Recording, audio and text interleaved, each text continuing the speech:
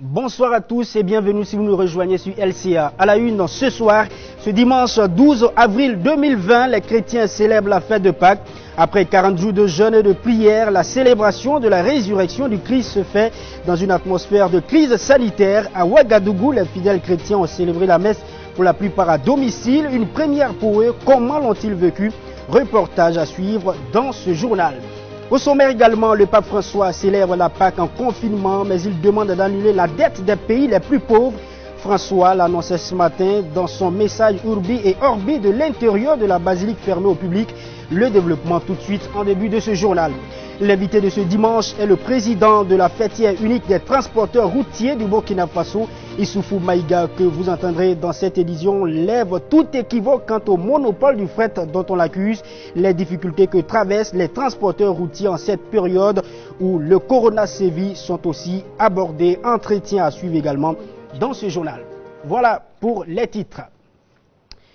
La célébration de Pâques cette année se fait dans une ambiance assez particulière à cause de la pandémie du Covid-19, comme il est demandé à tous de rester chez soi pour éviter d'être contaminé et contaminer les autres.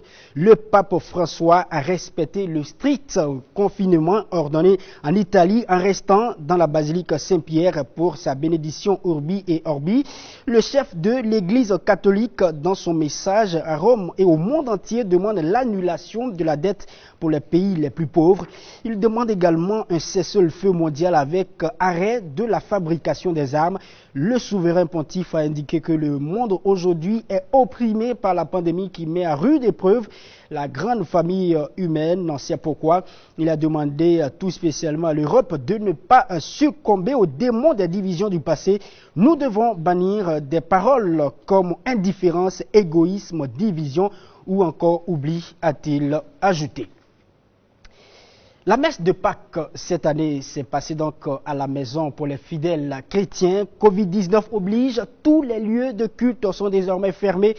En famille ou devant le poste téléviseur, tous les moyens sont mis à profit pour ne pas rater cette messe d'action de grâce dédiée au Christ ressuscité. Alain Koulibaly et Bassi Ouissaradogo ont rencontré quelques familles. Reportage. D'un même accord, la famille Ouedraogo célèbre en chœur la résurrection du Christ. Adoration, louange et prière, le moment est solennel pour rendre grâce à Dieu et lui témoigner sa reconnaissance. L'épidémie du Covid-19 n'a visiblement pas réduit la foi de ces fidèles chrétiens qui, malgré le confinement, ont transformé leur salon en un temple le temps d'une messe pascale fait maison. Avec les Pâques passées, on avait la possibilité de se réunir à l'église. L'ambiance était là, la fraternité était au rendez-vous, c'était vraiment la joie. Aujourd'hui, avec le confinement, bon, on s'est retrouvés en famille. Le culte est réduit à la cellule familiale. Bon, c'est bien, mais bon, c'est pas comme les autres fois. L'ambiance n'est pas comme les autres fois. Mais bon, avec le confinement, ça nous a rapprochés davantage à notre Dieu. Ça nous a permis en tout cas de renforcer notre foi à travers les lectures bibliques, à travers les prières. Donc, quelque part, le confinement nous a fait du bien.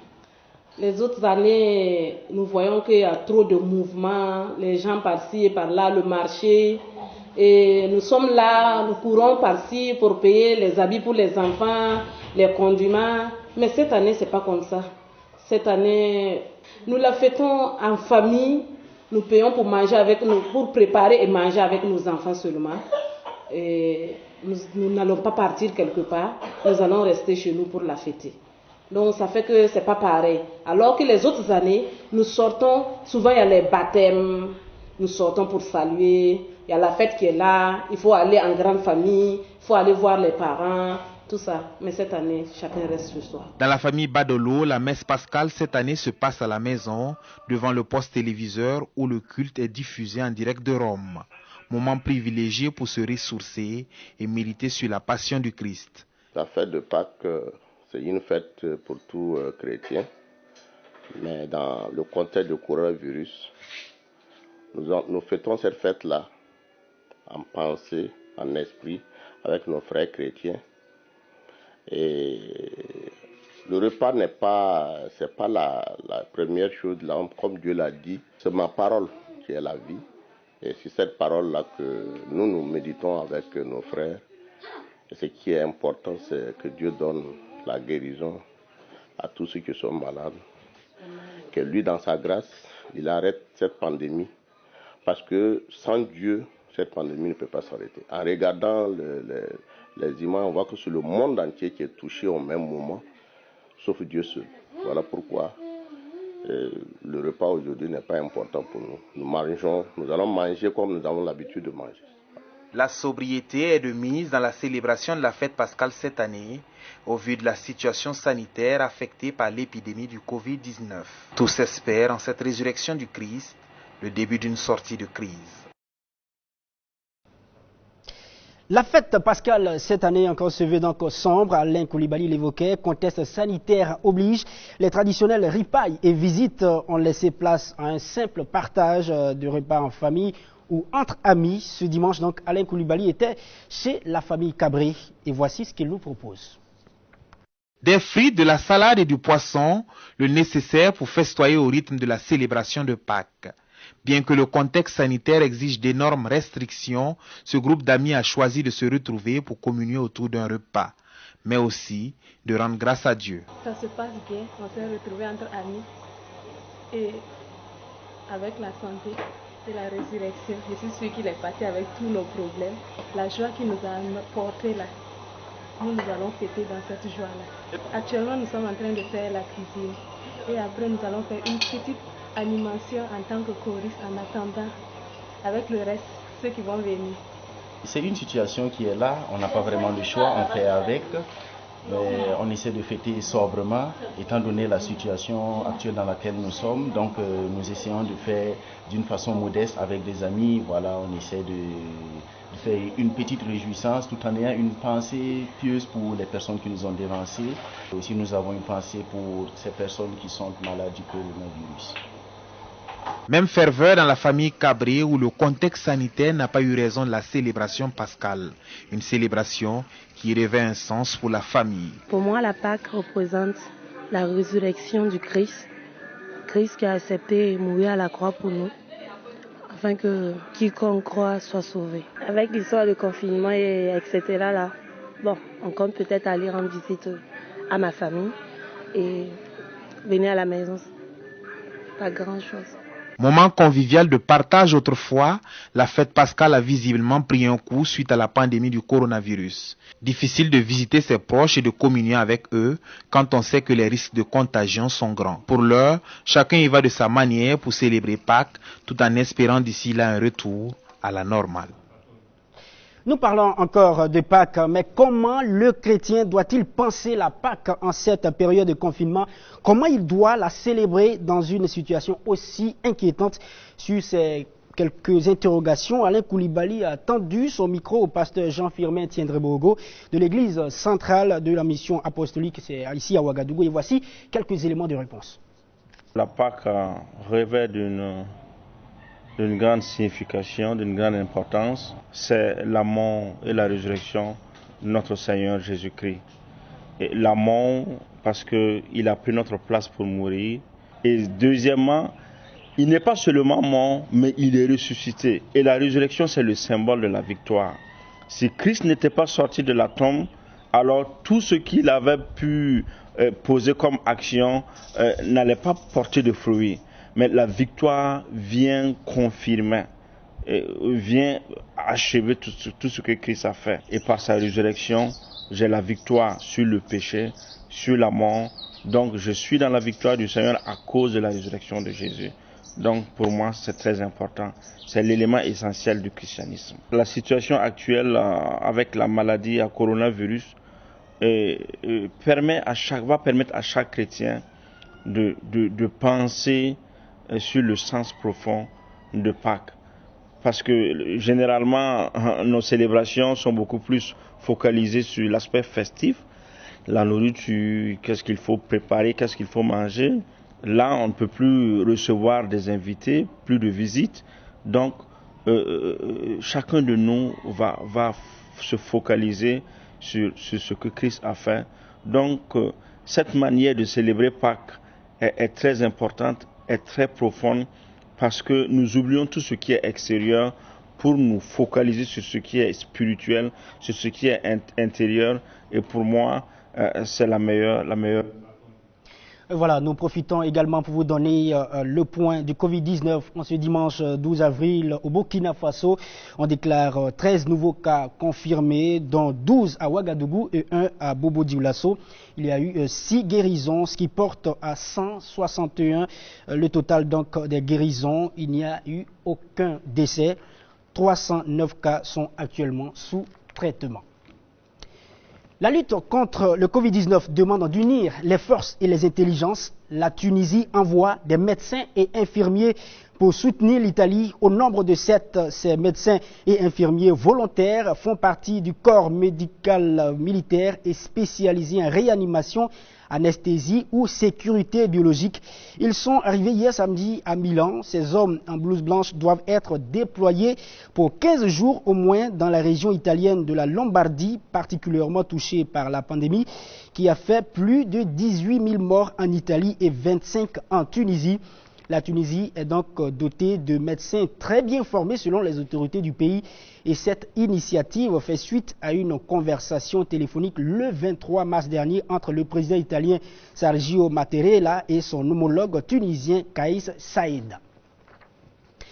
Depuis l'avènement du coronavirus, il y a un produit qui est beaucoup utilisé pour lutter contre cette pandémie. Vous le devinez certainement, il s'agit du gel hydroalcoolique. Le coût a connu une hausse vertigineuse. Le flacon de 475 mm est passé de 1500 francs à 4500 francs CFA d'un endroit à un autre. Et pourtant, à l'origine, ce produit vieux de 25 ans était créé pour être accessible à tous. C'est pourquoi son inventeur ne l'a même pas breveté. Mais aujourd'hui, difficile de l'avoir, on imagine. Donc, comment doit penser son inventeur? Gilles Dasda nous explique. Il est en ce moment l'un des produits les plus demandés dans le monde. Son coût est devenu prohibitif au Burkina, comme dans de nombreux autres pays. En dépit de cela, les flacons de gel hydroalcoolique s'arrachent aux 4 coins du monde. Les supermarchés, pharmacies et autres boutiques se frottent les mains. Curieusement, l'homme à l'origine du gel hydroalcoolique n'en aura pas tiré le moindre centime. C'est en 2000 que le gel hydroalcoolique est présenté à la communauté scientifique mondiale. Son inventeur, Didier Pité, médecin épidémiologiste et infectiologue, a eu l'idée en observant les infirmières d'un hôpital suisse. Son constat, ces agents de santé se lavaient les mains en moyenne 22 fois par jour. Ça prend énormément de temps et certains soignants doivent le faire plus de 20 fois par heure de soins. Ça prend entre 1 et 1 minute et demie suivant la distance du lavabo à laquelle vous êtes et multiplier ce 22 fois par heure par 7 minutes et demie, vous trouvez qu'un soignant doit passer plus d'une demi-heure par heure de soins uniquement à se laver les mains. Donc c'est totalement impossible. De ce constat est née l'idée de trouver un produit efficace et facile d'utilisation pour se nettoyer les mains. De l'alcool, de la glycérine, plus d'autres produits sont additionnés. Et le résultat est ce produit très couru aujourd'hui. En mai 2004, l'OMS contacte le Dr Pité pour un programme visant à promouvoir le lavage des mains dans 15 000 hôpitaux à travers le monde. Et en 2006, Didier Pité, surnommé désormais Monsieur Mains Propres, rend la formule gratuite sur le site de l'OMS. Il aura tout simplement refusé de breveter son invention pour, dit-il, que cela soit accessible aux pays les plus pauvres. En avril 2014, le docteur Pité est ennobli par la reine d'Angleterre pour l'ensemble de son œuvre. Ça, c'est la petite histoire dans la grande. Et à l'heure du Covid-19, l'inventeur doit être affligé par les prix élevés d'un produit qu'il a voulu accessible à tous. Dans la suite de ce journal, alors que des solutions sont cherchées dans toutes les contrées pour vaincre le coronavirus, les Africains résidant en Chine connaissent des discriminations, expulsions, suspicions, interdictions d'entrée dans les commerces. Autant de faits discriminatoires relayés par des Africains établis à Guangzhou, dans le sud de la Chine. Discrimination également dénoncée par les ambassadeurs africains en Chine, qui ont fait part de leur inquiétude au ministère chinois des Affaires étrangères. Dans une lettre ouverte, le groupe des ambassadeurs africains à Pékin exige immédiatement la cessation des tests de force, de la quarantaine et des autres traitements inhumains infligés aux Africains en Chine. Ils exigent également que les Africains soient traités de la même manière que les Chinois et les autres ressortissants. Plusieurs Africains ont indiqué avoir été chassés de leur logement puis refusés dans des hôtels. Tout serait parti, ce qu'il faut savoir, de la découverte d'au moins 8 personnes contaminées par les autorités locales. Eh bien, ces contaminés qui ont fréquenté un arrondissement là-bas dans la localité où vit une importante communauté africaine. Et parmi eux figuraient 5 Nigériens. Ils ont déclenché un tollé en Chine après s'être échappés de leur quarantaine pour se rendre dans plusieurs restaurants et bien sûr des lieux publics. Conséquence, les autorités ont alors testé ou placé en quarantaine quelques 2000 personnes avec lesquelles ils avaient été en contact. On comprend aisément donc la colère des Chinois. Au Burkina Faso, encore, les élèves et étudiants devront attendre encore avant de retourner donc dans les classes et amphithéâtres. La reprise des cours qui était prévue pour le 14 avril est repoussée au 28 avril 2020. C'est au regard de l'évolution de la situation liée au Covid-19 à la date du 10 avril. 494 cas ont été confirmés et 27 décès. Dans un communiqué, le gouvernement burkinabé rassure la population que les concertations sont en cours pour donc la réouverture des classes dans les conditions optimales de sécurité sanitaire des apprenants et bien sûr des enseignants. On reste au Faso pour parler du secteur donc, des transports, un secteur où est intervenu assez d'agitation ces dernières années. Nous parlons aussi des grèves des chauffeurs de ces gros porteurs qui mettaient en cause la légitimité, bien sûr, du premier responsable de l'organisation des transporteurs du pays. Aujourd'hui, président de la fêtière unique des transporteurs routiers du Burkina Faso, Issoufou Maïga, lève tout équivoque lié au monopole du fret dont on l'accuse. Ahmed Nanema et Bassirou Sawadogo l'ont interrogé. Il revient aussi sur les dures réalités que traversent les transporteurs en cette période de lutte contre le coronavirus. Suivons ensemble la synthèse. Mesdames, Messieurs, chers téléspectateurs de LCA, bienvenue. Merci de votre fidélité à nos programmes. Le président de la fêtière unique des transporteurs routiers du Burkina, Issoufou Maïga, est notre invité. Merci de recevoir la chaîne au cœur de l'Afrique. Merci d'avoir accepté cet entretien. Pour commencer, dites-nous, pourquoi fallait-il une fêtière unique des transporteurs routiers du Burkina Faso? Il existait 4 syndicats de transporteurs au niveau du Burkina Faso. Le gouvernement à l'époque a estimé qu'il ne peut pas parler avec 4 interlocuteurs. On avait le syndicat national des transporteurs routiers du Burkina, on avait l'Union des transporteurs routiers du Burkina, on avait la Fédération des transporteurs routiers du Burkina, on avait également la Confédération des transporteurs routiers du Burkina. Donc ces 4 syndicats à l'époque, en 1995, le gouvernement avait émis à l'époque le vœu de les avoir unifiés, d'avoir un seul interlocuteur en matière du syndicat des transporteurs. Donc une seule structure inclusive et représentative. Donc c'est ce qui a amené les 4 syndicats en 1995 de créer l'organisation des transporteurs routiers du Faso. L'équipe de 1995 jusqu'en 2014, en tout cas, n'avait pas voulu une nouvelle structure fédérative de tout le monde, malgré la multiplicité des syndicats. Donc, face à cette situation et face à 19 structures, nous nous sommes engagés comme les autres à y aller pour une nouvelle fédération des syndicats des transporteurs routiers, pour pouvoir échanger pour la modernisation, pour la professionnalisation et pour le ravitaillement efficace en produits nécessaires pour le Burkina Faso. Est-ce que ce pari est gagné quand on sait que une fêtière s'est créée pour concurrencer celle qui est déjà mise en place? Nous partons sur des bases claires. Au départ, nous sommes arrivés à recenser 19 structures. À Bobo, il y a eu 15 structures qui étaient présentes. Nous avons reçu l'assistance du gouvernement pour le toilettage de nos textes et nous avons présenté notre bureau à Bobo conformément à ce qui a été dit comme timing. Donc, nous ne voyons aucun problème, nous ne voyons pas autre chose. La fêtière a été mise en place par le Congrès constitutif à Bobo le 22 et le 23 février. Nous avons reçu notre récépissé le 8 avril. Nous comptons rentrer dans le travail sans la polémique. Vous entamez votre mandat au moment où la crise du coronavirus affecte durement le secteur de l'économie. Comment les transporteurs routiers vivent-ils cette situation? Notre secteur du transport, qui est un secteur transversal, est vital pour le pays, le Burkina Faso, est touché en plein fouet par cette pandémie.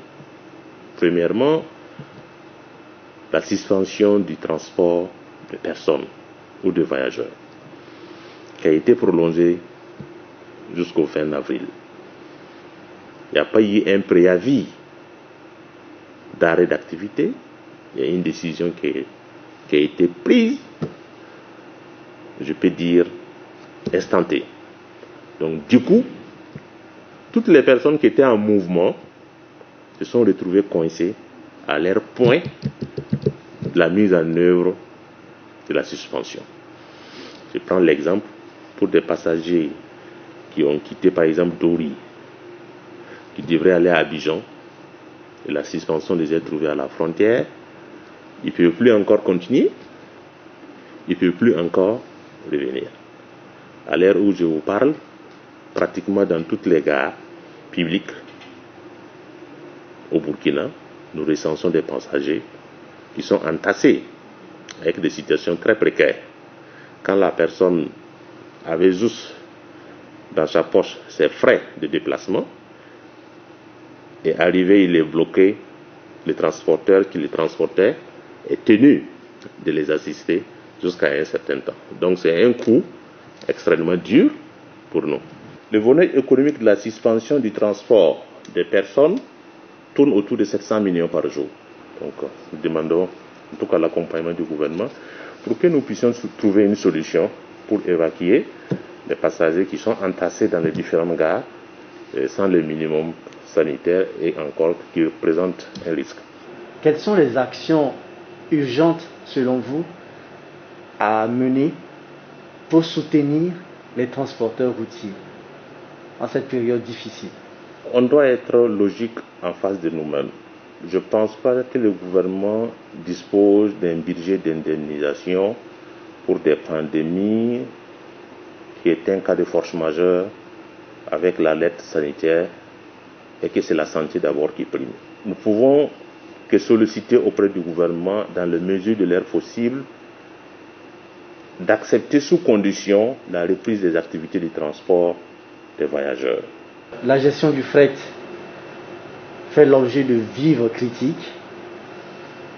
Les chauffeurs disent souffrir de situations de monopole. Comprenez-vous ces préoccupations qui ont conduit à des blocages et à une suspension des approvisionnements dans le pays? Alors, vous savez, quand un problème est posé, il faut le creuser.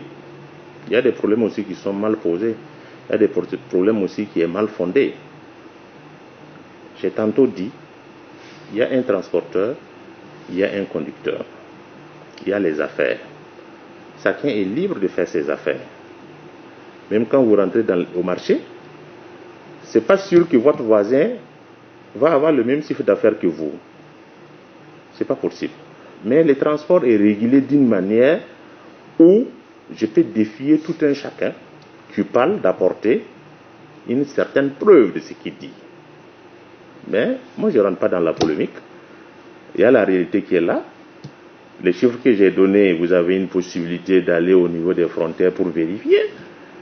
Si on a 600 camions qui ravitaillent les Burkina par jour et qu'on dit que c'est monopolisé, vous avez également le ministère des Transports qui peut donner le poids de tout un chacun. On verra, est-ce qu'un seul opérateur de transport fait monopoliser les transports au Burkina. J'invite plutôt les transporteurs au travail, les conducteurs également au travail. Quelle est donc votre vision du développement des transports et quel est votre plan de travail pour hisser le secteur des transports au sommet? Notre vision, c'est de moderniser le transport pour que les transports puissent nourrir ces acteurs, pour que les transports puissent garantir l'approvisionnement efficace de notre pays.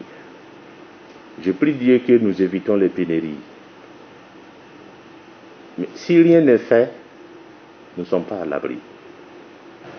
Issoufou Maïga, c'était tout pour cet entretien. Merci de vous être prêté à cet exercice.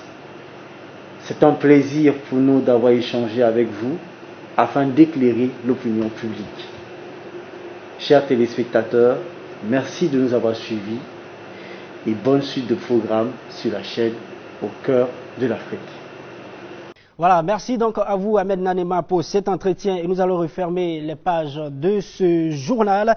L'ex-premier ministre togolais Eden Kodjo est décédé hier samedi à l'âge de 81 ans à Paris. L'homme a été secrétaire général de l'Organisation de l'Unité africaine de 1978 à 1983. Aujourd'hui, l'UA, dans une déclaration, l'actuel président de la commission de l'UA, Moussa Faki Mahamat, a indiqué, je cite, « Brillant intellectuel africain, Eden Kodjo a été l'homme d'État distingué et chevalier infatigable de la paix » et le président namibien Hadj Gengok d'ajouter qu'avec le décès d'Eden Kodjo, l'Afrique a perdu un personnage illustre. Il était aussi médiateur dans la crise politique en République démocratique du Congo.